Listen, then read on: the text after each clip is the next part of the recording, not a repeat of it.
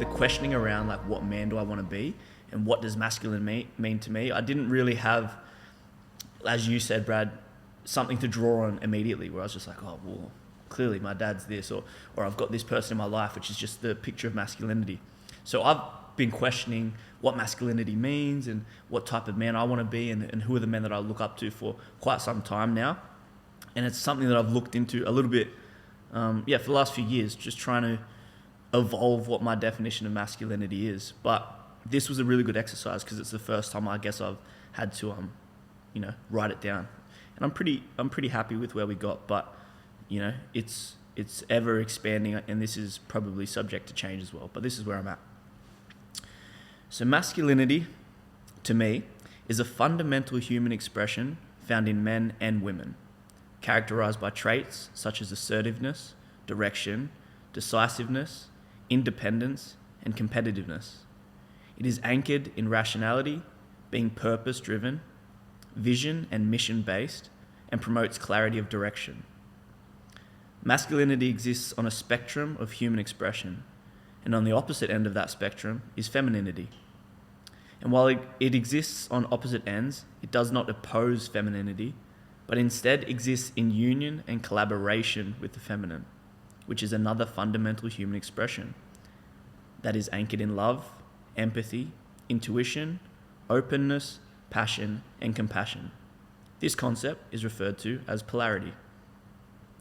Masculinity innovates, creates, engineers, and plants the seeds. It is in service of the feminine. Femininity cultivates, nurtures, controls, and comforts these innovations, creations, and seeds, and it comforts them to maturity, and is in service of the masculine.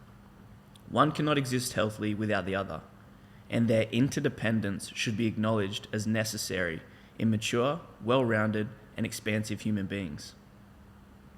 So toxic or undeveloped masculinity can manifest itself in harmful behaviors such as manipulation, coercion, unwarranted aggression, dominance, lust for power, control over others, and oppression. This immature expression of masculinity is often found in people with an imbalance between the two, and is rooted in self-centered motives and exists for personal gain. So that's my definition. Bro, I love that. I read like a poem. Yeah, that was beautifully written. Yeah, well, and I really love what you said there about toxic or undeveloped masculinity, because I think that undeveloped word is really significant, because I think this idea of toxic masculinity, which is super present in a lot of characters in society, is almost undeveloped is a better word, because it's not a true understanding of the power of blending into both masculine and feminine energies. Yep, and that's how I see it too, and that's why I wanted to make the point. Toxic, harmful, those words, when associated with masculinity, almost, corrupt it. So it makes masculinity feel like it's something that is destroying, whereas the developed and healthy masculine to me is an energy of creation, of innovation, of engineering. Empowering.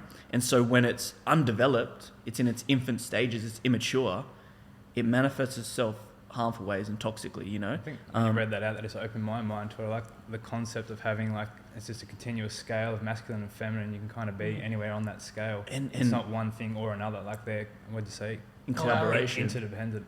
Yeah. And that's a point I wanted to make as well. But on the point of toxic masculinity, it is rooted oftenly in, personal gain, ego-based motives, whereas the mature, developed masculine is in service of the feminine and others. Yeah, I think like toxic masculinity wants to build itself up and put everyone else down, whereas like a strong man wants everyone to rise with him. And you see that, you see the toxic masculinity in society of people, trying to control others, put other people down, and that has been an expression for some time. The oppression that is, at the hands of men that are immature in their masculine. A very insecure man. Yeah, Sure. I agree. That's how I see it too.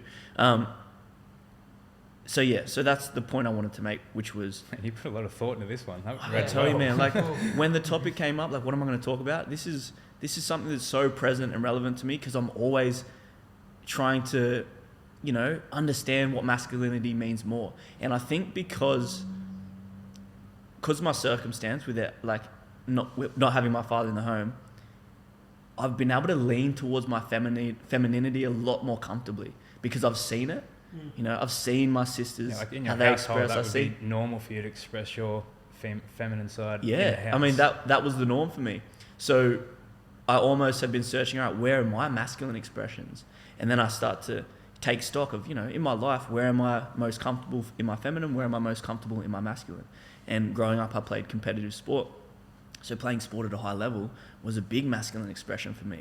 It was competitive, it was aggressive, in a healthy way, of course. It was intense. It was logical. It was action oriented. It was mission based. We're playing a team sport. We've got this mission. How are we best going to get there? And so I realized that I had these strong masculine expressions. I just didn't really identify them as strong masculine expressions. But then I can sit there in meditation, or I can do yoga, or I can have conversations like this, and I can very easily identify this is a really healthy feminine expression within me as a man. Now I do jiu-jitsu, and that's something that I've fallen in love with. And just recently I've had this thought where whilst I do jiu-jitsu, I give permission to myself to be masculine here. It's okay, and it's okay for me to be masculine doing a combat sport. And it's okay to be masculine. It's almost quite natural in a sense. It's natural, but as we spoke about before we started the chat, it's almost taboo to be masculine. It's like don't cage the animal, just let it out in a free and healthy way. In a free and healthy way is the point that needs to be made, because you can't just let it run wild and it becomes toxic and uncontrolled. I've struggled with in my early 20s, definitely something that I struggled with, was trying to control that, if you want to almost call it. It felt like a monster that lived inside of me. And the point that I made in my definition as well is how I see it, is that toxic undeveloped masculinity comes about often through an imbalance or out of touchness with the feminine.